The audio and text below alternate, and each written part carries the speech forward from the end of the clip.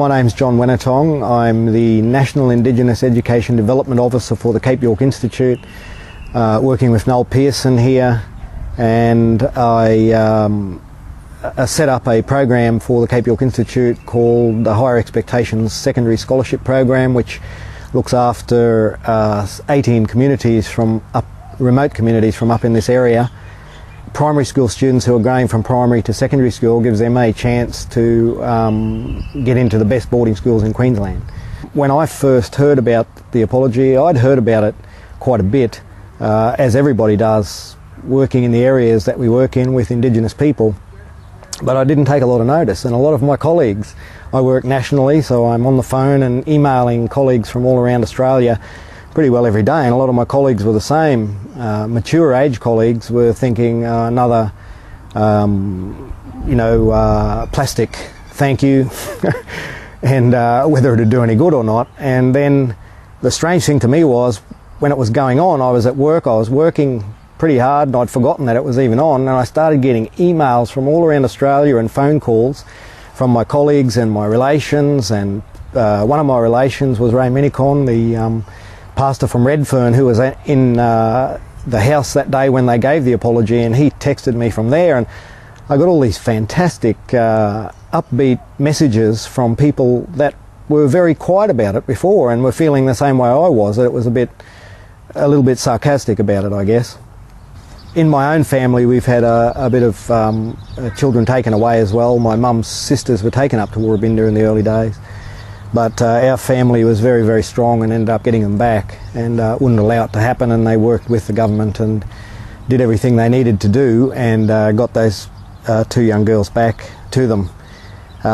But through that we got relatives at Warrabinda and a lot of the other communities around Queensland as well now. I think the apology for me personally was a culmination of life's work, to get the Australian public and Australia as a nation to see that without a public recognition of what happened, not only for the stolen generation but for some of the other things as well, our people could never go on and advance, because they felt like second-rate citizens, and I believe many of them still do, and they'll tell you they still do. In the scheme of things publicly, for the majority of Australian mainstream people, I don't believe it's done that much, to tell you the truth.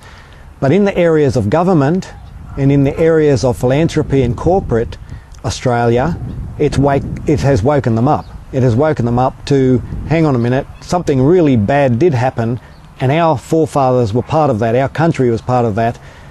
That's starting to change philanthropy, corporate and government attitudes to how they work with Indigenous people.